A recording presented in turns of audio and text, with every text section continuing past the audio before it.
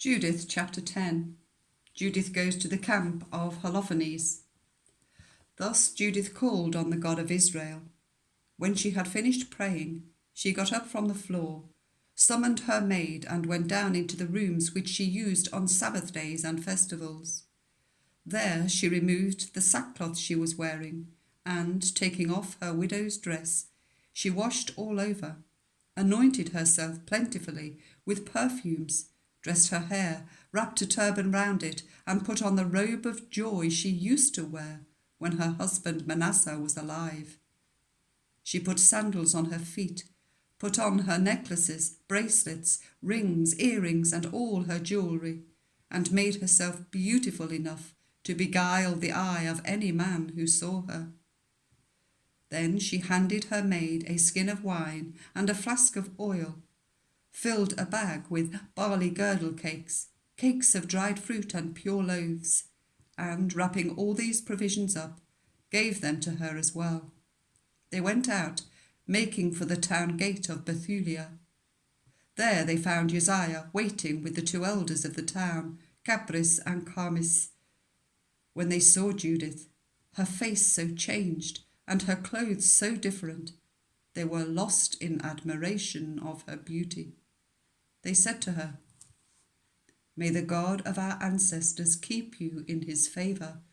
May he crown your designs with success to the glory of the children of Israel, to the greater glory of Jerusalem."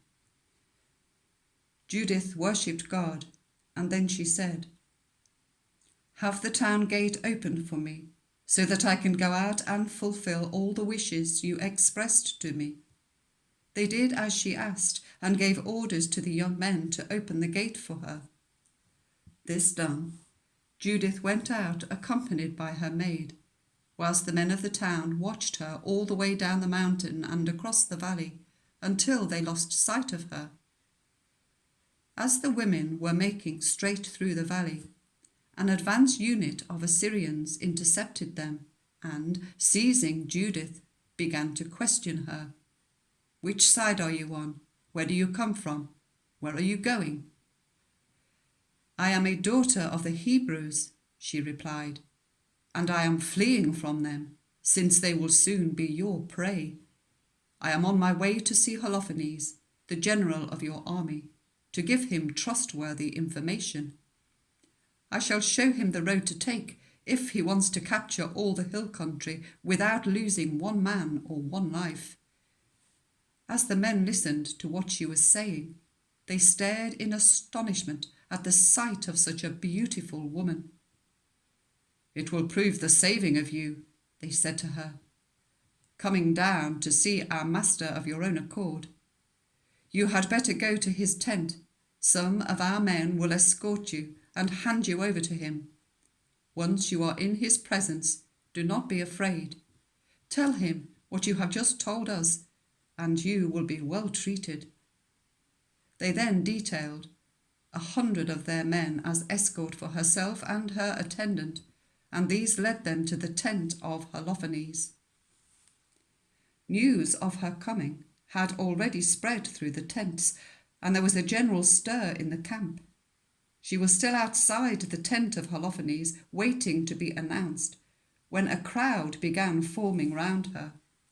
They were immediately impressed by her beauty, and impressed with the Israelites because of her. "Who could despise a people who have women like this?" they kept saying. "Better not leave one of them alive. Let any go, and they could twist the whole world round their fingers." The bodyguard and adjutants of Holofernes then came out and led Judith into the tent. Holofernes was resting on his bed under a canopy of purple and gold, studded with emeralds and precious stones. The men announced her, and he came out to the entrance to the tent, with silver torches carried before him. When Judith confronted the general and his adjutant, the beauty of her face astonished them all. She fell on her face and did homage to him, but his servants raised her from the ground.